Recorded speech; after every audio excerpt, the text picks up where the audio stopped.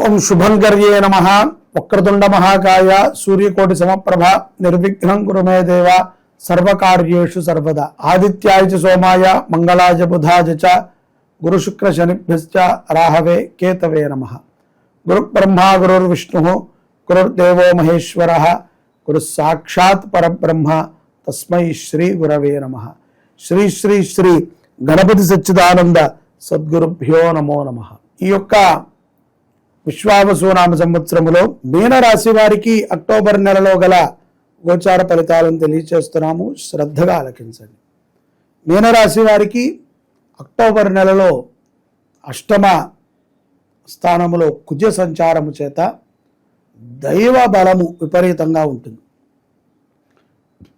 చాలామంది చెప్తూ ఉంటారు కదా, దైవానుగ్రహం ఎలా జరిగిందో తెలియదు అని. అటువంటి మాటలని మీనరాశి వారి నోట్ల మనం వినవచ్చు. అలాగే ఎంతో ధార్మికమైనటువంటి భక్తితో వాళ్ళు ఉంటారు. అనేక విశేషమైనటువంటి కార్యక్రమాలకి సహాయ సహకారాలని అందిస్తూ ఉంటారు. ముఖ్యంగా సనాతన ధర్మం పట్ల చాలా విచక్షణతో ఉంటారు. మనము ధర్మాన్ని రక్షిస్తున్నామని మనం అనుకుంటున్నాం. మనము రక్షించేది ధర్మము కాదు, మనము పాటించేది ధర్మం. దానిని మనం రక్షించక్కర్లా. రక్షణ అంటే దానికి మనం ప్రొటెక్షన్ చేయటం. ప్రొటెక్షన్ చేసే విధంగా ధర్మము లేదు. ధర్మము విశ్వవ్యాప్తి. విశ్వము, సనాతనము, దేవాలయము, మంచితనము, మంచి మాట, మంచి అలవాట్లు, మంచి నడవడిక, ఇదే ధర్మం. దానిని మనం అనుసంధానం చేసుకుని వెళ్తేనే ధర్మరక్షకులు. అంతే. ధర్మాన్ని నేను రక్షిస్తున్నానండి, ధర్మో రక్షితి రక్షిత అంటారు కదా. ధర్మాన్ని మనం ఆచరణ చేయటమే రక్షణ. దాన్ని మనం ప్రొటెక్ట్ చేయక్కర్లేదు. దాన్ని నాశనం మనం చేద్దామనుకున్నా కాని పని.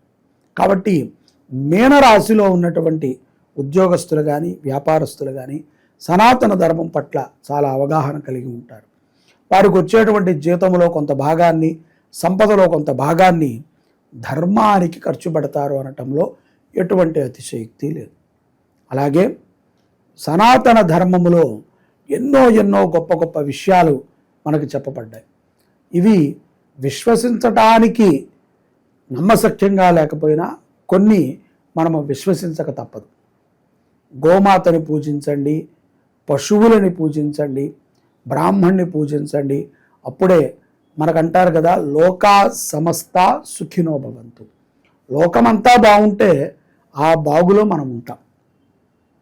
మనం ఒక్కళ్ళమే బాగున్నాం అనుకోండి, మన చుట్టూ బాగోలేని వాళ్ళు తయారవుతారు. అందరూ బాగుంటే అది ఎంతో ఆనందదాయకంగా ఉంటుంది. అందరూ ఆరోగ్యంగా ఉంటే అందరికీ మంచిది. ఎవరికైనా ఒకరికి కరోనా వచ్చిందనుకోండి, అందరం మాస్క్ పెట్టుకుంటాం. ఆ కరోనానే రాకుండా మనం చూడగలిగితే మనము రక్షింపబడిన వాళ్ళం అవుతాం.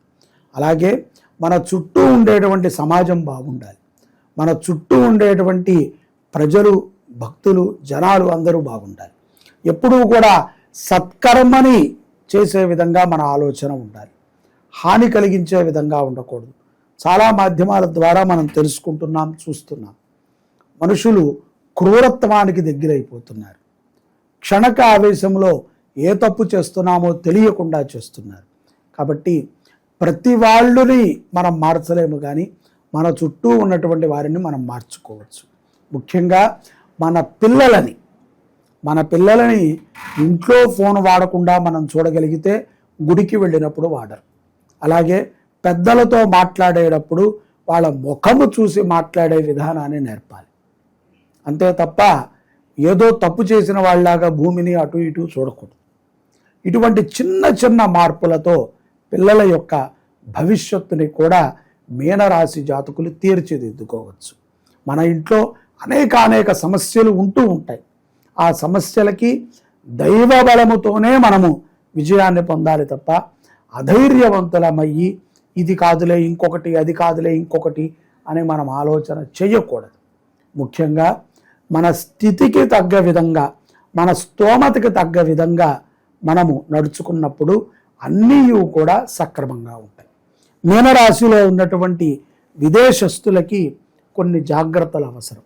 ముఖ్యంగా మద్యపానము, మాంసాహార భోజనము మనిషికి క్రూరత్వాన్ని తెచ్చిస్తుంది. కాబట్టి వాటిని విడిచిపెడితే వాళ్ళు ఎంతో బాగుంటారు. అలాగే స్త్రీలు ఇతర విషయాలలో జోక్యం చేసుకోకపోతే ఈ అక్టోబర్ మాసములో వారికి ఎంతో ప్రశాంతత, అలాగే ఎంతో ఆరోగ్యం. ఋతుస్రావ సమయములో రక్త సంబంధితమైనటువంటి పీడితమైనటువంటి బాధలు మరింత ఎక్కువ అవుతాయి. కాబట్టి ఈ యొక్క 5 రోజులు ఆడవారికి ఇబ్బంది రోజులు దాటిన తర్వాత తప్పనిసరిగా నవగ్రహాల దగ్గర ఆవు నేతితో దీపారాధన చేయటం చాలా మంచిది. అదేంటండి ఆవు నేతితో దీపారాధన, నవగ్రహాలకి నువ్వుల నూనె కదా అని మీరు అనొచ్చు. కానీ దీపారాధన ఆవు నేతితో చేయటం ద్వారా మనసులో ఉన్నటువంటి క్లేశం తొలుగుతుంది.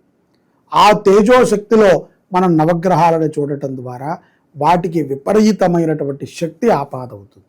తద్వారా మనకి ఉన్నటువంటి గ్రహ బాధలు తొలుగుతాయి. అలాగే ధార్మికమైనటువంటి కార్యక్రమాలని మీరు అనేకం చేస్తూ ఉంటారు.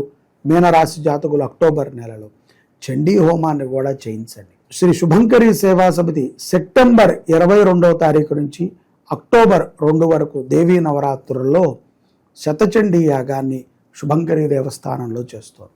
ఆ యాగంలో మీ గోత్రనామాలని నమోదు చేసుకోండి. మీ కుటుంబానికి అమ్మవారి అనుగ్రహం పరిపూర్ణముగా ఉంటుంది. దేవీ నవరాత్రుల్లో ఆఖరి రోజు బాగా గుర్తుపెట్టుకోండి, మీనరాశి వారు అక్టోబర్ 2వ తారీఖు రోజున మీకు తెలిసినటువంటి ముత్తైదువుకి వస్త్రము, గాజులు, పసుపు, కుంకుమ, పండ్లని వాయినంగా ఇవ్వండి. రాజరాజేశ్వరి స్వరూపాన్ని ఆవిడిలో దర్శనం చేయండి. బ్రాహ్మణ ముత్తైదుకి ఇస్తే మరీ మంచిది. లేని ఎడల మీరు పూజనీయముగా పూజించుకునేటువంటి పెద్దలకి, సుమంగళీలకి ఈ యొక్క మంగళ ద్రవ్యాలను సమర్పణ చేసి వారి ఆశీర్వచనాన్ని తప్పనిసరిగా పొందండి. ఈ విధముగా ఈ యొక్క అక్టోబర్ మాసములో ఎవరైతే ఏ యొక్క మీనరాశి జాతకులైతే అమ్మవారిని ఆరాధన చేస్తూ సద్భక్తిపూర్వకంగా ఉంటారో అటువంటి వారికి సర్వము కూడా శుభప్రదమే, సర్వము కూడా మంగళప్రదమే. దేవి సౌభాగ్యం ఆరోగ్యం దేహి మే పరమం సుఖం రూపం దేహి జయం దేహి యశో దేహి ద్విషోజహి.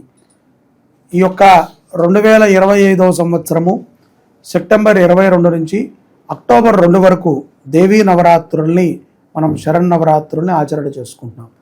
ఈ యొక్క శరన్నవరాత్రుల్లో అత్యంత విశేషముగా శ్రీ శుభంకరి దేవస్థానం పీఠంలో శతచండీ యాగాన్ని చేస్తున్నాం. శత అంటే 100 సార్లు దుర్గా సప్తశతి పారాయణని చేయిస్తూ, మరియు ప్రతిరోజు కూడా 1000 సార్లు అమ్మవారి యొక్క మూల మంత్రంని జపము, హోమాన్ని ఆచరణ చేయిస్తూ, అలాగే ఈ 11 రోజులు కూడా ప్రతిరోజు చండీ హోమాన్ని చేస్తూ శతచండీ యాగాన్ని మనం ఆచరణ చేస్తున్నాం. ఇది చాలా విశేషమైనటువంటి యజ్ఞం. ఎందుకంటే అమ్మవారి శ్లోకంలో చెప్పినట్టుగా విధానంగానే దేవి అమ్మవారి యొక్క అనుగ్రహం మన మీద ఉంటే సకల సౌభాగ్యాలు, సకల విద్యలు, సకల లక్ష్మీ కటాక్షములు మనకి ప్రాప్తి చెందుతాయి. మనకి ఉన్నటువంటి అంతఃశత్రువులు, బాహ్య శత్రువులు కూడా ఈ యొక్క యజ్ఞము ద్వారా నివృత్తి అవుతారు.